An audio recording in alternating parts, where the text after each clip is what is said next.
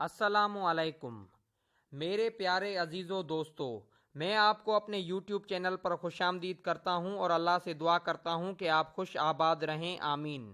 میری آپ سے گزارش ہے کہ میرے چینل کو واچ کریں، لائک کریں، سبسکرائب کریں اور بیل آئیکن کے بٹن کو پریس کریں تاکہ میری آنے والی ہر ویڈیو آپ تک پہنچ سکے۔ شکریہ۔ آج کا ہمارا موضوع ہے اللہ کے نبی حضرت صالح علیہ السلام۔ حضرت صالح علیہ السلام کا شجرہ نسب کچھ یوں ہے۔ حضرت صالح علیہ السلام ابن عبید ابن مسیح ابن عبید ابن حاضر ابن سمود ابن آصر ابن ارم ابن سام ابن حضرت نوح علیہ السلام۔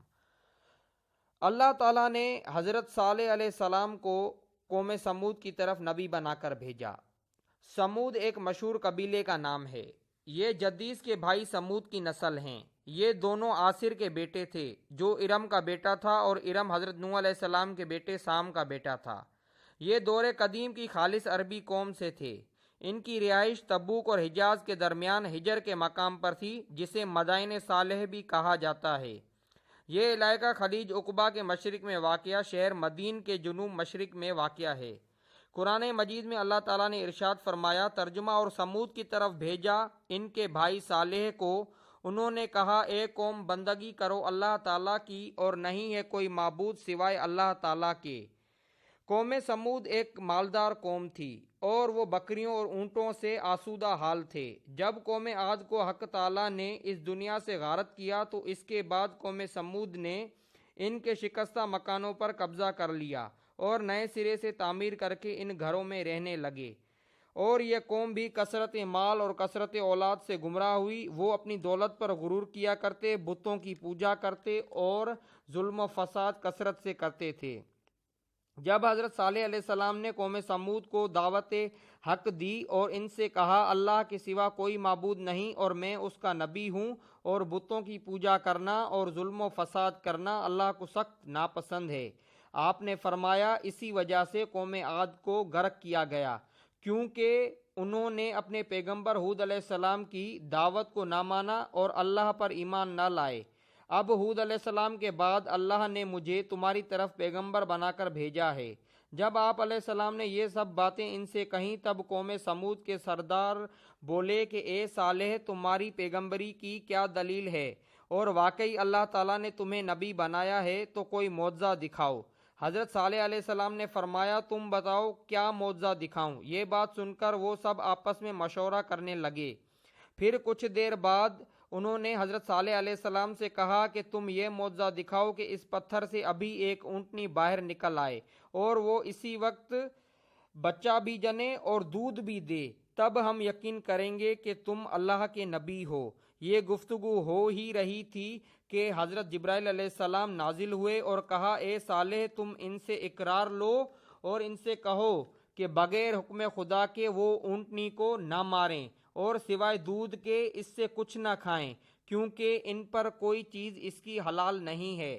پھر حضرت صالح علیہ السلام نے ان سے اقرار لیا۔ اس اقرار کے بعد حق تعالیٰ کا حکم ہوا کہ اے صالح، تم دعا کرو اور میری قدرت کے نظائر دیکھو کہ میں نے تجھ سے 4000 برس پہلے ایک اونٹنی اس پتھر کے اندر پیدا کر رکھی ہے تاکہ تیرا معجزہ ظاہر ہو اور تیری پیغمبری کی دلیل مضبوط ہو۔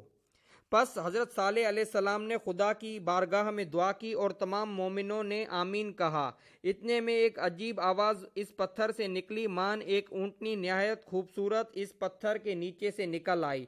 وہ اتنی حسین اور خوبصورت تھی کہ اس جیسی سارے عالم میں دوسری نہ تھی، اور بعد ایک ساتھ کہ اس نے ایک بچہ دیا، اور اس کے پاس تازہ گھاس بھی نظر آئی جو اونٹنی نے کھائی تھی، اور خدا کے حکم سے فوراً ایک چشمہ اور ایک چراگاہ پیدا ہو گئی اور اونٹنی اس میں چرنے لگی، اور اس قوم میں 7 قبیلے تھے اور 7 قبیلے اس چشمہ سے پانی پیتے تھے، اور پانی کچھ کم نہ ہوتا تھا۔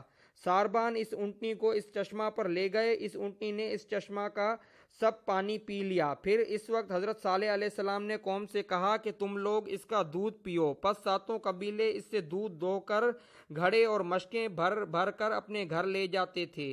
اللہ تعالیٰ نے حضرت صالح علیہ السلام کو فرمایا کہ اپنی قوم سے کہہ دو کہ پانی اس چشمہ کا ایک روز اونٹنی کا ہے جس روز دودھ دہا جائے، اور ایک دن ان کا ہے جس دن دودھ نہ دہا جائے، جیسا کہ باری تعالیٰ نے فرمایا، ترجمہ اور کہا یہ اونٹنی ہے، اس کا یہ پانی پینے کی ایک دن باری ہے اور تمہاری باری دوسرے دن کی مقرر کی ہے، اور اس اونٹنی کو کسی طرح سے چھیڑنا مت ورنہ تم کو ایک بڑے دن کی آفت گھیر لے گی۔ فائدہ: اللہ تعالیٰ کی قدرت سے اونٹنی پتھر سے پیدا ہو کر حضرت صالح علیہ السلام کی دعا سے چرتی پھرتی تھی، اور جس جنگل میں وہ اونٹنی چرنے جاتی تھی تو اس جنگل کے سب مویشی بھاگ بھاگ کر کنارے پہنچ جاتے، اور جس تالاب سے وہ پانی پیتی سب مویشی وہاں سے بھاگ جاتے اور مویشی وغیرہ پیاسے رہ جاتے۔ تب ایک مشورہ کیا اور یہ بات طے پائی کہ ایک دن پانی پر اونٹنی حاوی اور دوسرے دن ان لوگوں کے مویشی جاویں، اور یہ خلاصہ تفسیر سے لکھا ہے۔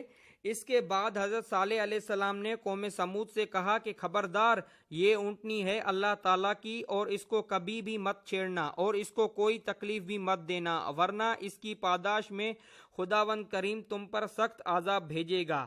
یہ بات حضرت صالح علیہ السلام کی سن کر وہ لوگ اس اونٹنی کو پیار کرتے تھے اور بہت ہی حفاظت سے رکھتے تھے، اور اس کے دودھ سے مکھن اور گھی جمع کر کے شہروں میں لے جا کر بیچتے اور اس سے فائدہ حاصل کرتے، اور اسی وجہ سے وہ لوگ مالدار ہو گئے، اور اسی صورت میں تقریباً 400 سال گزر گئے۔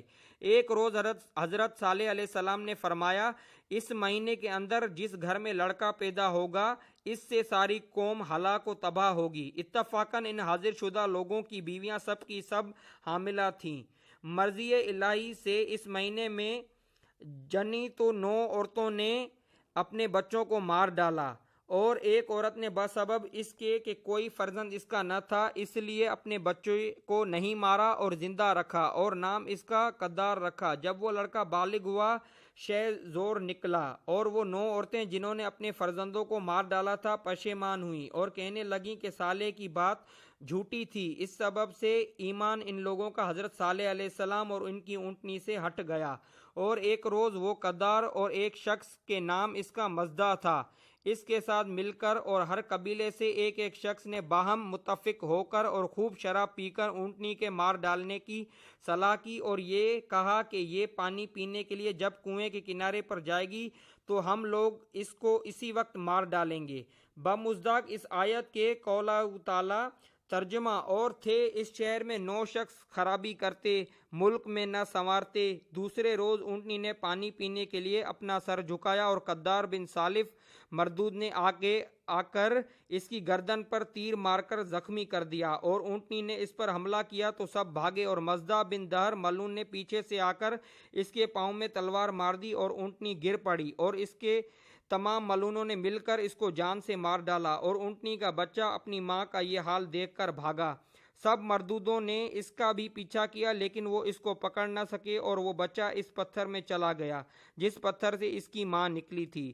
سعید بن مسیب رحمۃ اللہ علیہ روایت کرتے ہیں کہ قوم صالح علیہ السلام کی شراب نہ پیتی تو ہرگز اونٹنی کو نہ مارتی، اور یہ گناہ کبیرہ محض شراب پینے کی وجہ سے ہوا، اور ایک حدیث میں آیا ہے یعنی شراب تمام برائیوں کی ماں ہے۔ تفسیر میں لکھا ہے کہ ایک عورت بدکار کے گھر میں گائے، اونٹ، بکری وغیرہ بہت تھے، اور چارے اور پانی وغیرہ کی تکلیف سے اپنے دوست کو سکھایا کہ جاؤ اونٹنی کے پاؤں کاٹ ڈالو، چنانچہ اس نے ویسا ہی کیا، اور اس واقعہ کے 3 دن بعد ان پر دردناک عذاب آیا۔ حضرت صالح علیہ السلام کو خبر دی گئی اور ان سے کہا گیا کہ اس قوم سے کہہ دو۔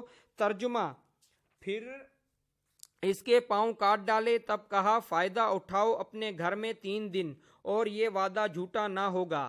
حضرت صالح علیہ السلام نے کافروں سے کہا حیات تمہاری 3 دن سے زیادہ نہیں ہے۔ وہ حیران ہو کر بولے اس کی کیا علامت ہے؟ حضرت صالح علیہ السلام نے کہا کہ پہلے روز رنگ روپ تمہارا سرخ ہو جائے گا، اور دوسرے روز زرد ہو جائے گا، اور تیسرے روز سیاہ ہو جائے گا۔ جب 3 دن کے بعد یہ علامت مذکور ظاہر ہوئی تو جن لوگوں نے اونٹنی کو مارا تھا وہ مردود سب کے سب حضرت صالح علیہ السلام کے گھر آئے تاکہ حضرت صالح علیہ السلام کو بھی مار ڈالیں۔ تب اس وقت ان پر عذاب الہی نازل ہوا، اور جبرائیل علیہ السلام نے آ کر ان کے گھروں کی تمام دیواریں ہلا دیں، اور وہ تمام کافر اپنے اپنے مکانوں سے نکل بھاگے۔ اسی وقت حضرت جبرائیل نے ایسی چیخ ماری کہ ایک ہی آواز سے سب کے سب خاک میں مل گئے۔ اور حضرت ابن عباس نے روایت کی ہے کہ ان 7 قبیلوں نے حضرت صالح علیہ السلام سے پوچھا کہ کس طرح سے ہم لوگ ہلاک ہوں گے؟ آپ نے فرمایا کہ ایک ہی آواز سے، حضرت جبرائیل علیہ السلام کی، اور تم سب خاک میں مل جاؤ گے۔ یہ سن کر اسی وقت اس قوم نے ایک کنواں بہت بڑا کھودا اور بیوی بچوں کو اس میں رکھ دیا اور ان کے کانوں کے واسطے روئی کافی تعداد میں دے دی اور اس روئی کو ان کے سروں پر بھی اچھی طرح رکھ دیا تاکہ آواز کانوں تک نہ پہنچ سکے، کیونکہ جب آواز کانوں تک نہ آئے گی تو عذاب سے نجات مل جائے گی۔ یہ تدبیر کر کے خود بھی اس کے اندر جا رہے۔ بعد اس کے 80 فرشتہ نے وہاں جا کر ایک ہی آواز سے 7 قبیلوں کو فنار واسکر کیا۔ چنانچہ اللہ تعالیٰ نے فرمایا، ترجمہ: ہم نے بھیجی ان پر ایک چنگھاڑ، پھر رہ گئے جیسے روئی دھنی ہوئی گالے کی مانند، اور کچھ بھی نام و نشان ان کا زمین پر باقی نہ رہا۔ بعد صالح علیہ السلام ملک شام میں چلے گئے، جس کو آج کل شہرستان اوج کہتے ہیں۔ وہاں جا کر سکونت اختیار کی۔ بعد کافی مدت میں وصال فرمایا اور جامع مسجد کی داہنی طرف مدفون ہوئے، اور ان کے ہمراہ تمام مومنین بھی وہیں جا کر بسے اور وہیں سب مدفون ہوئے۔ اللہ حافظ۔